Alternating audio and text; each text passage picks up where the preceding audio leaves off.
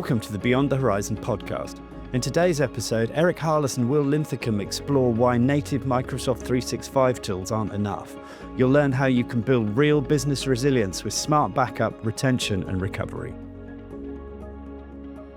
I always like to talk to people about, you're not selling backup. Backup is very simple. You're selling peace of mind, you're selling business continuity, you're selling the disaster recovery aspect. Hi there, Eric Harless, Head Backup Nerd with Enable. We're here today to talk a little bit about native tools inside of M365 and why you really need a true dedicated backup strategy.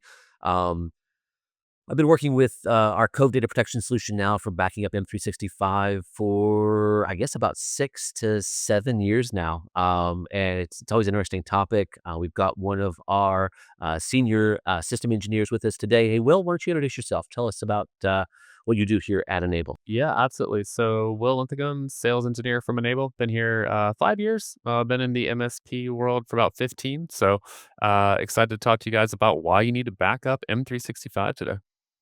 So, well, I know you do a lot of customer calls. You do webinars and recorded events and live events for clients. What's the key thing now? Why is backing up, or more importantly, the ability to recover M365 data such a hot topic? Why is it so important? Yeah, absolutely. So we look at it from a couple, I guess, different ways here. So there's accidental deletion. There's the internal employees that are just moving things, deleting things accidentally, and then there's bad actors, right? So we really need to protect your environment, your data, from either of those. And then really, Microsoft says not it. When it comes to retaining this data, we're going to put it in the cloud. If you accidentally delete it, if someone accidentally deletes it, there is a little bit of a wiggle room built in there, but Microsoft clearly states that this is not their responsibility. You need to back this up, and we're going to go into that as well. Yeah, that's one of the most common misconceptions that I hear out there is, well, it's in Microsoft's cloud, isn't it redundant? Aren't they backing this thing up? There's a term they use for this. It's their shared responsibility model for M365. How often does that come up? Am I right in that misconception that partners think Microsoft's doing this all for them? All the time, all the time. I think every MSP that I have initially talked to about this, they say that as well. So I put it in Microsoft. It's there, right? Yes and no. It is there. There is again, a little wiggle room. You've got a recycle bin, that kind of thing. But if you're looking for something from 6 months ago or a version from 6 months ago and you deleted it, it's not there. Microsoft's not providing you that. You need to provide that for your customers. And now to be fair and obviously to keep this discussion valid for the future, Microsoft did announce back in 2023 that they were building out their own dedicated backup APIs. And for the rest of the industry, that was a great thing because we rely on those graph APIs and other methods to back these items up and be able to restore them back into their domains. But obviously, Microsoft is going after a piece of this market. Historically, it's been that shared model. They want to sell you something. They want to sell us something. And, I believe there's going to be limitations in that one. And a lot of that's still to be determined since it is a constantly evolving space. I know that, your core elements, the things that people want to protect, what is that? That's your Exchange, your OneDrive, your SharePoint, and your Teams environments. While Microsoft has now, I guess late 2024, early 2025, they started to announce their own backup and recovery offerings. It still leaves a bit to be desired. Are you getting clients that are, bouncing those items off of you or trying to figure out how to make that work? Or are they turned off by that all of the eggs in one basket kind of thing? No, absolutely. I mean, it's the same conversation we have when we start talking about maybe email security or with Defender. They'll say, well, with email security, Microsoft has this built in, right? And we'll always tell them, well, yes, but they offer you minimal. And then because they want to sell you more, right? They want you to do that paid Defender, right? It's the same thing here in this situation. They're going to offer you something, but it's going to be kind of a carrot to get you to buy more. And that's kind of the aha moment for most of our MSP partners. They say, okay, that makes sense. They're going to give me the bare minimal to get me to buy more. Yeah. So if you buy nothing, from Enable, if you buy nothing from Microsoft, Microsoft's responsible for uptime of that service, obviously. They're responsible for the security of the cloud infrastructure to make sure that bad actors just don't have a wide open door to get in. But yeah, the IT organization, the MSP, they're going to be responsible for protecting their own data, whether they buy it from Microsoft, they buy it from us, or from another third party, or break out the PowerShell and start to do their own scripting for it. Um, Accidental deletion, insider threats, malware, all those kind of things. And that's kind of what we really want to do here is we want to offer something for you so that you're not sitting there waiting for the bad actor to get in and to damage that environment and go, wait a minute, I thought this was protected. Um, the advanced features inside of M365. Obviously, you got the basics, but I come across partners that don't really realize where base M365 ends and where some of the higher end licensing models and uh, mixed geographies and information rights management and legal hold, their purview technology. They don't really know where those kind of items end. Do you guys run across that? What kind of advanced configurations do you see people using with M365? Yeah, absolutely. So a lot of times this comes into like P1, P2 licensing, or what comes in an E3, what comes in an E5, conditional access. Am I getting conditional access? Am I getting risky conditional access? So a lot of times this might come in from compliance, or we're having an internal security policy that says we need to have, again, risky access is a good one. What does that mean? And then how do we get there? That's usually the questions that we're getting in the M365 licensing standpoint. So things like litigation hold, from my understanding, that those base licenses don't include any of that in there unless you're buying the premium aspects, correct? Um, the Microsoft's native M365 backup solution. Once again, it's not going to give you that functionality unless you pay additional for it. Um, the other aspects I hear are that it's still all of your eggs in one basket. That data never actually leaves the Azure infrastructure, so it's kind of sitting there where the bad actor could damage or compromise potentially, just like they would the production environment. Um, do you ever take clients through that attack vector or through that the process with which they get into the infrastructure and hold the environment ransom? Yeah, oh, absolutely.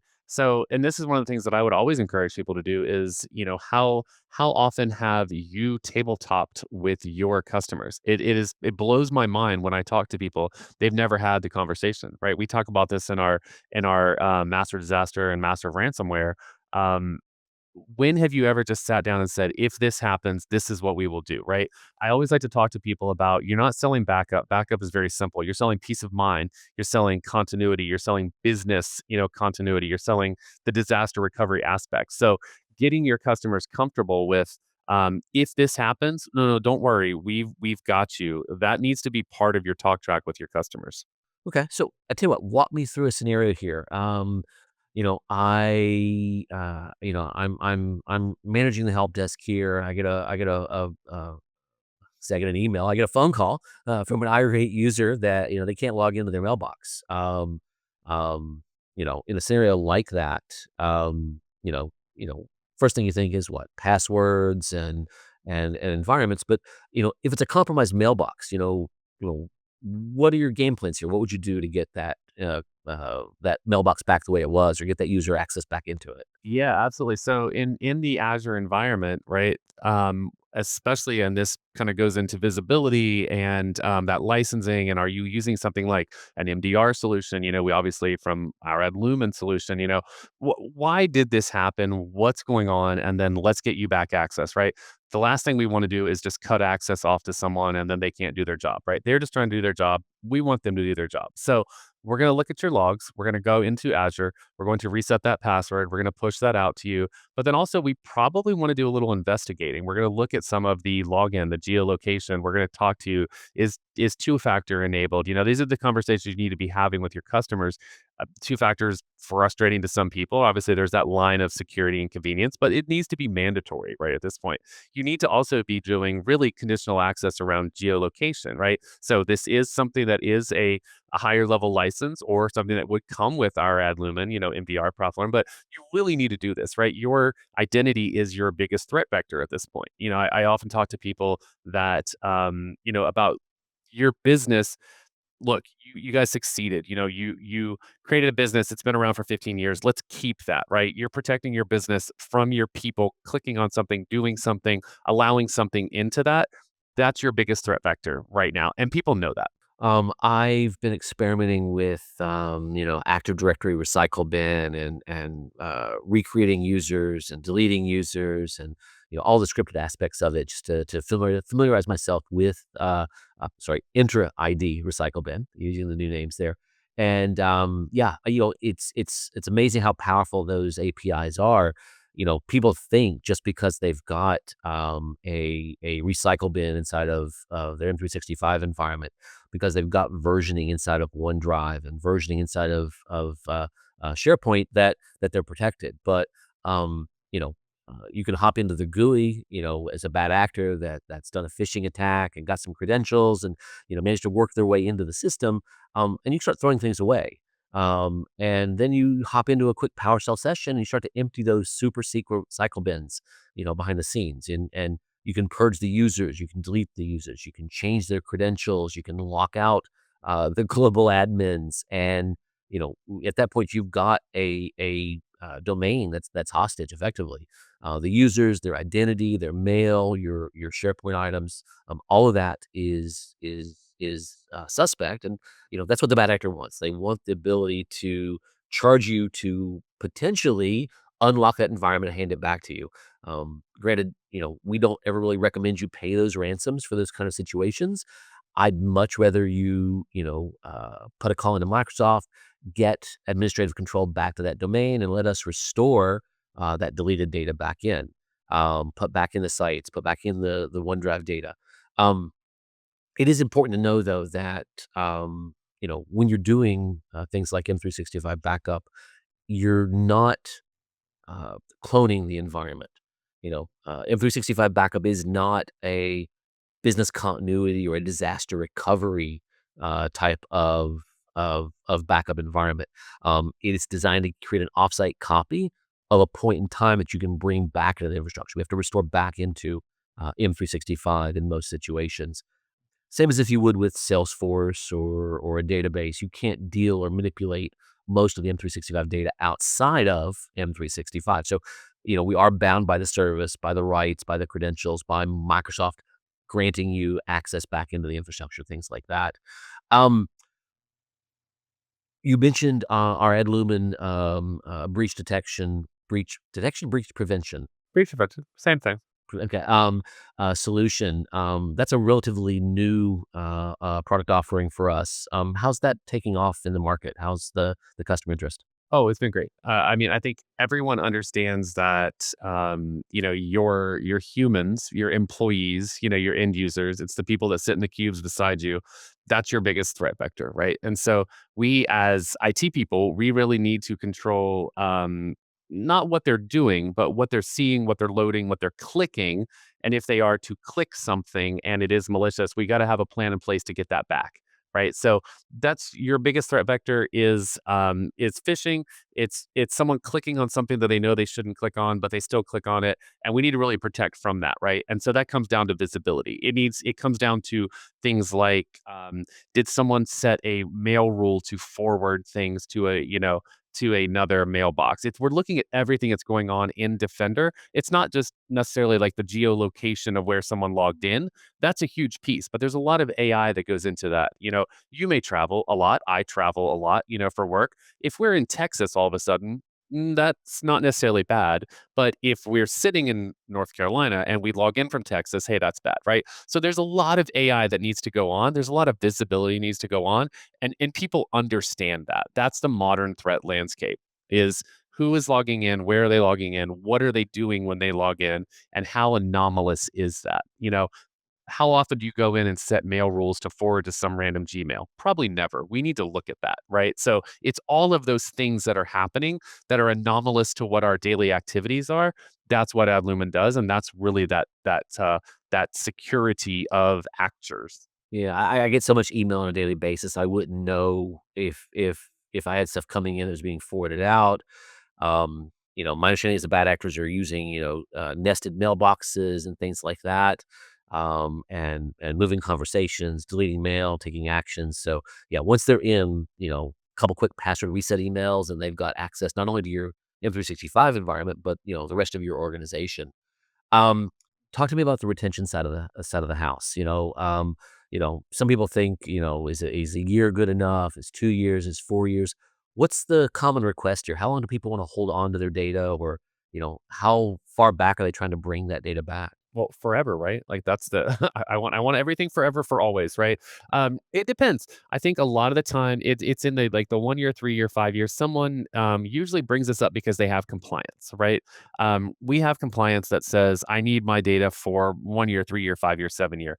A lot of times we'll see anyone that does business in the construction industry, they may need 20, 25 years because they have permits, they have blueprints, they have things that, hey, we built this building in 20 years ago, and now it's up for a re-permit or something like that. I need to go back and grab this data. I need to grab this one blueprint that's somewhere. So it could be for a long period of time.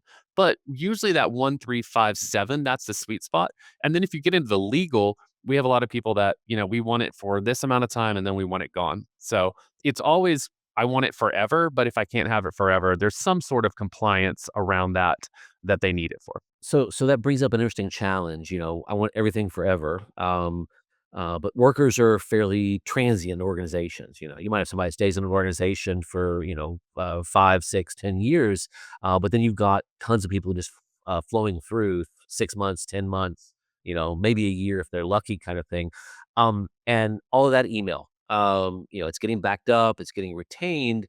Um, you know, what are the needs there? Do you reclaim those licenses? Do you delete those mailboxes?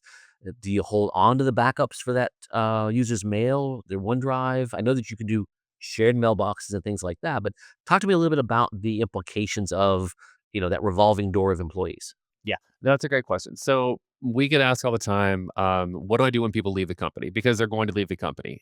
You inevitably want the email. You may not want the OneDrive data. So normally from a best practices, we would say, let's convert that to a shared mailbox. That will retain the license back to you. You can use that for the next employee, but you probably want that email and you want it somewhere that's accessible. You want it accessible because that next employee, maybe it's a sales guy, they're going to work those projects. They're going to work those accounts. I need to be able to go grab something and send it back to that person or to a manager or to a shared mailbox. So we need that. The OneDrive data, we may need it.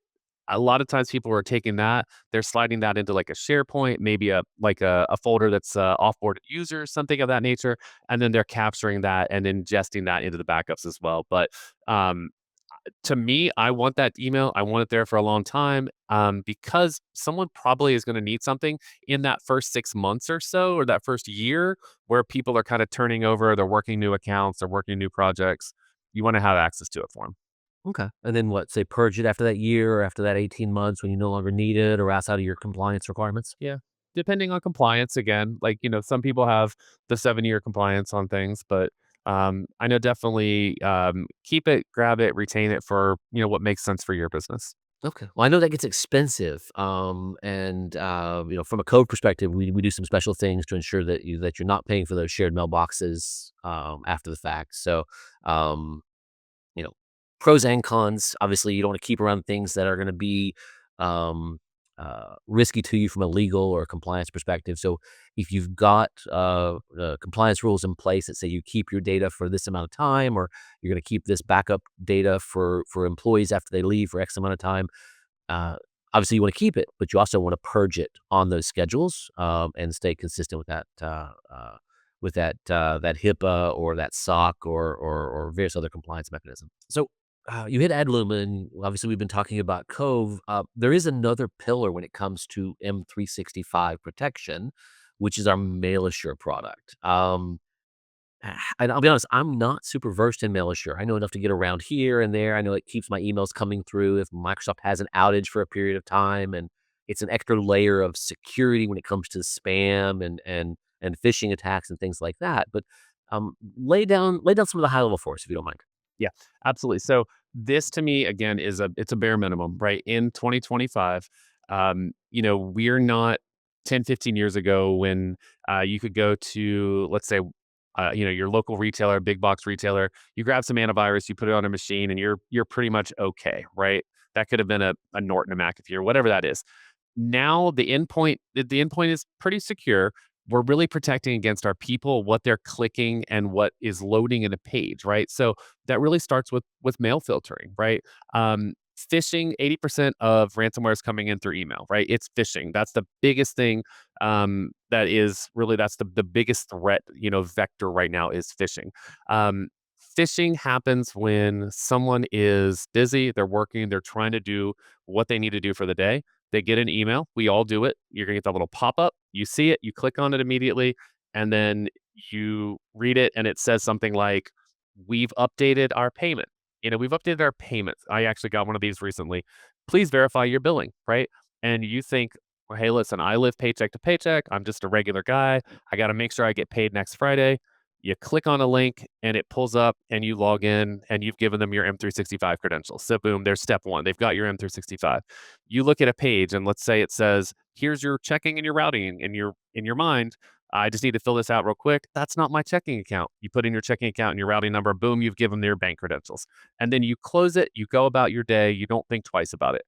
You just got phished, right? That's how it happens. It's well-intentioned people that sit in the cubes beside us doing things they think they're supposed to do, clicking on things they think they're supposed to click on. So our job as the IT guy, we got to keep that out of their mailbox, right? This comes back to that licensing again. Microsoft gives me filtering, don't they? Kinda.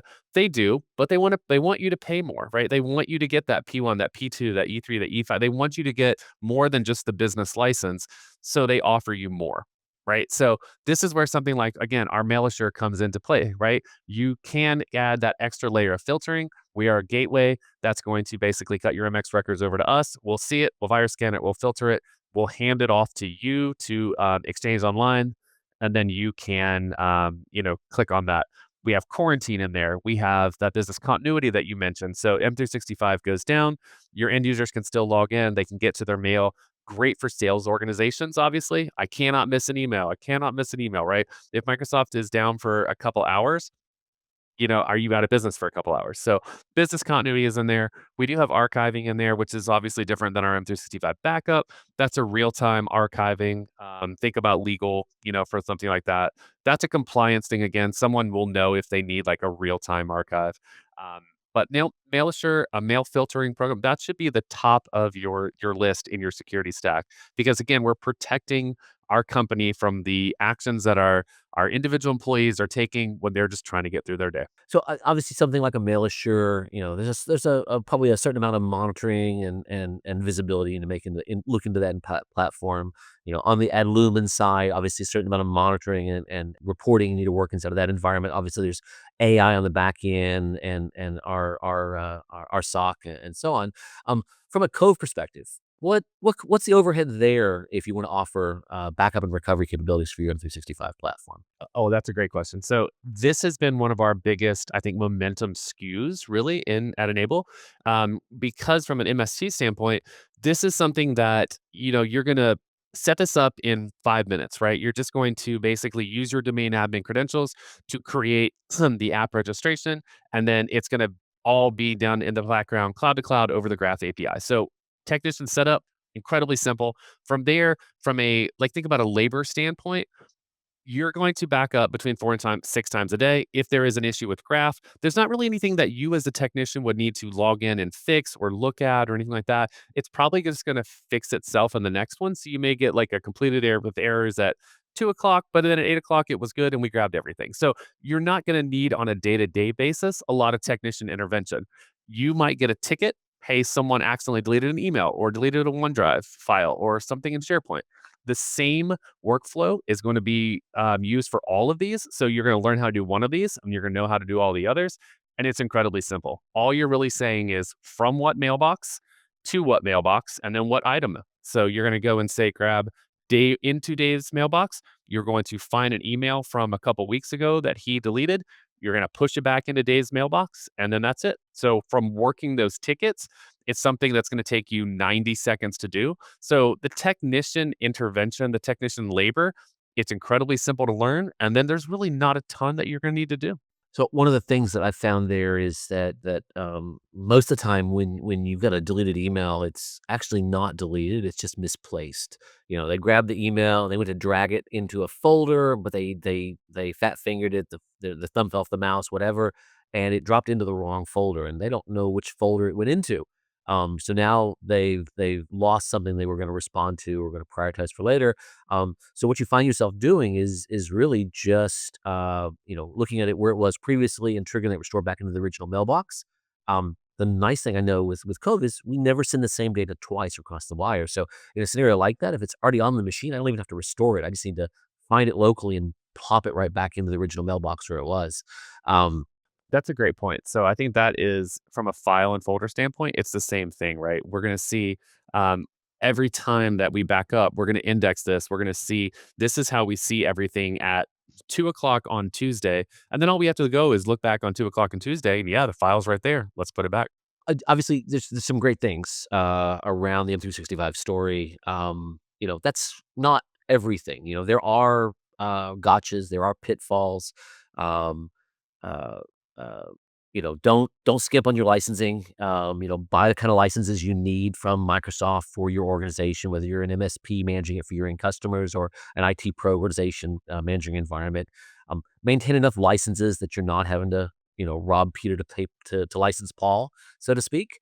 And that's going to make your life a lot easier. In order to do backup, in order to protect these environments, they do need to be licensed mailboxes or shared mailboxes, things like that. Unlicensed mailboxes don't really get protection or monitoring or configuration. That's just, they're just kind of sitting there taking up space. Um, I know Microsoft's changed some stuff recently too. I think the process when you flip a licensed user unlicensed to make them a shared mailbox and lock out their login capabilities and things like that. If I remember correctly, now it cuts you down to about 50 gigs of storage, I believe, for the mailbox and the base licenses. The OneDrive is immediately scheduled for purge. I think within the 30-day time frame, you might be able to get 60 in some configurations, but I think 30. Um, um, but I also see people that do stuff like that. They forget to convert them to shared, and they just unlicense them or they delete them. The nice thing with Cove is you can restore that deleted mailbox back to an alternate user, or build a new user and put them back in. Um, I've seen some really weird configurations. Uh, Tina gets married and she's going to make a name change. Well, they purge the old AD user and put a new user in and start setting up mailboxes and like it's a fresh user, just because of a miscreated ticket. And being able to restore that mailbox from that deleted state makes a lot more sense. Um, Especially if you miss it in the enter ID recycle bin, things like that. Um, there are things though that we don't do, right? So we're backing up Mail, we're backing up OneDrive, we're backing up Teams, we're backing up SharePoint. Um, you've got document libraries inside of your SharePoint environment.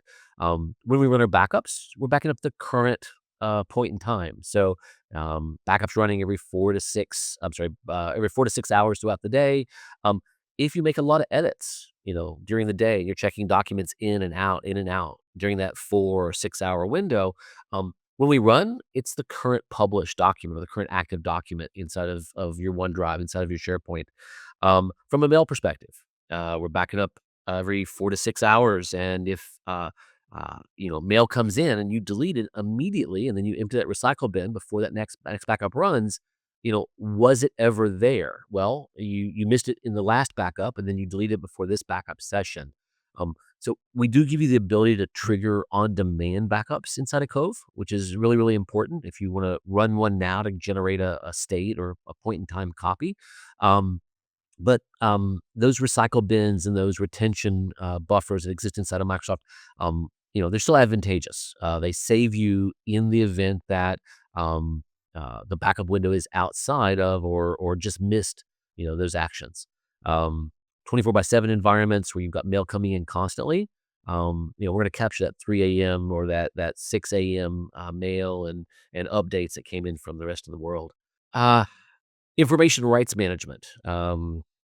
This came up in a discussion with a prospect here within the last week. That's something we don't do. This is based on Microsoft's Purview technology. It's going to encrypt that data inside of your OneDrive, inside of your SharePoint environment. Um, Allows you to assign classifications to it, owners, things of that nature. But it doesn't exist today, even with the updates to the Graph API that Microsoft has made. It doesn't exist in a way where we can back that up as unencrypted data. It's only going to be captured as encrypted data. Means it's not searchable, indexable, or very easy to work with, even with Microsoft's native solutions. So while it is something that we will probably look at in the future, you do want to look at any of the advanced features you're using inside of M365. Another very common one, something that we hope to address in the near future, is on our roadmap, is the support for Microsoft OneNote.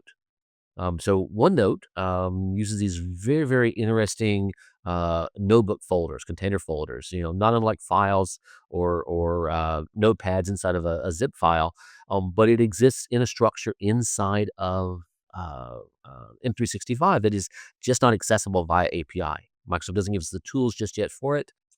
There's other items that they are slowly deprecating and replacing. Years ago, there were plans for them to end of life support for public folders. But as M365 or Exchange Online became really, really popular, they kept extending and extending and extending. The ultimate goal was to bring everything into SharePoint instead of public folders. And they've never really built a API structure in order to capture that type of data. That's going end of life. So you're seeing APIs being deprecated now.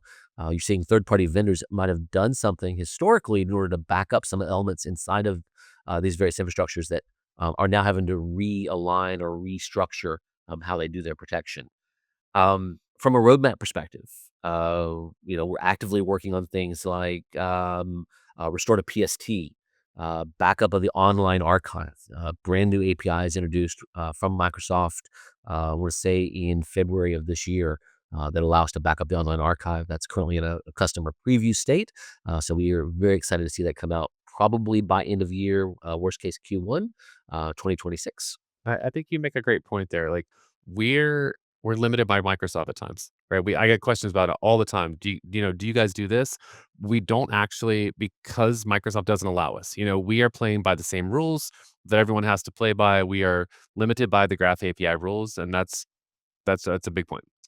There are obviously some ways around it. We built our own backup accelerator technology to do change tracking, constantly making improvements in speed and performance. How do we get around those throttling rules that Microsoft has in place?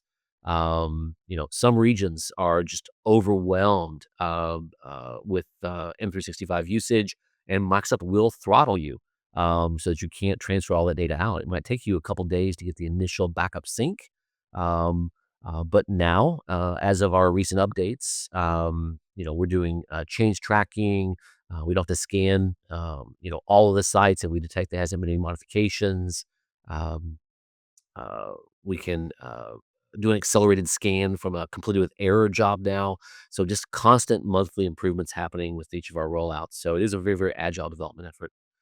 What else are you seeing? What else is out there that Microsoft that customers are concerned about? What's the next feature you think we're gonna have to build, or the next hurdle we're gonna have to overcome with M365 backup? Yeah, I think the next thing, and I think this is on our roadmap as well, is just Entra in general.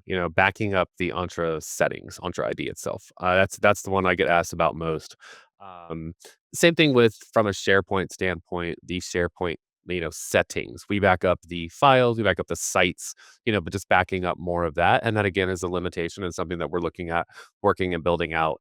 I think the biggest thing for me is just continually getting people to adopt to this, right? It's the same with filtering. It's the same with the 365 backup. People think that it just magically happens in the cloud, and it just, well, it's in the cloud. right? It's in the cloud. It's fine. It's working. Getting your customers to understanding it, getting your customers to understand that they need this and where the threat is and where the threat has moved to. We've all heard ransomware. We've all heard the stories. We've all heard the pipelines that are getting shut down, the meat factories that are whatever that may be.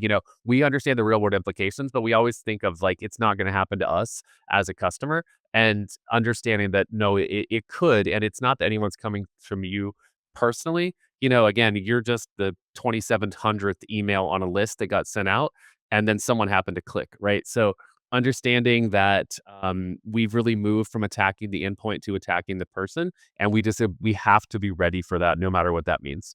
So obviously, neither one of us are sales guys. We're not commissioned based people. But can you give the audience just a quick high level of how we do our licensing side on the M365, maybe on the Adlumin as well as on the MailShare side, if you can? Yeah, absolutely. So, from an M365 backup standpoint, we are user based. So, think about your licensed users.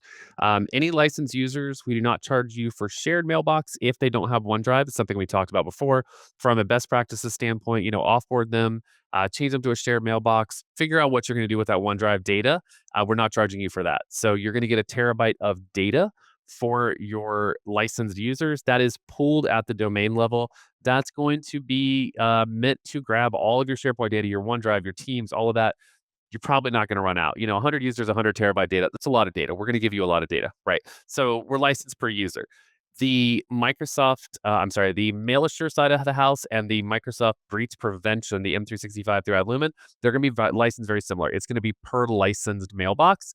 You're going to be able to sync that in. You don't need to do any mailbox configuration or adding and deleting anything like that.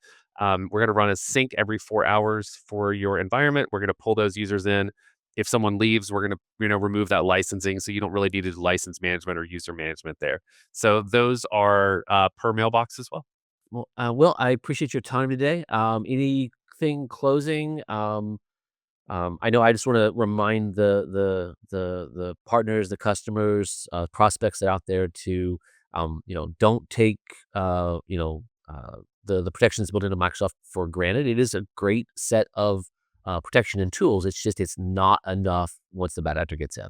No, my biggest thing, and I say this every webinar, please have these conversations with your customers. All of our MSPs that are out there that are listening to this, have those tabletops, have those disaster recovery discussions ahead of time. The worst time to have it is when it's actually happened. When you get that ticket in your SOC or your knock of a ransomware event, what I always tell people is, when your tech gets that ticket, think about what the customer's already gone through, right? They've already seen it pop up on a window. They have seen $100,000, whatever that number is. They've processed that in their mind. They've checked their bank account. They've checked their company bank account. They have texted, emailed their wife or their husband, let them know. All of these things have gone through their mind, right?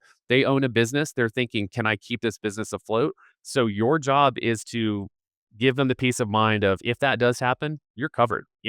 So that's the biggest thing. Humanize this, have conversation with them ahead of time, let them know that you have them protected, and it's going to be okay, and they can sleep well at night. Cool. Well, thank you so much. Thank I you. appreciate it. And look forward to chatting with you again. Yes, sir.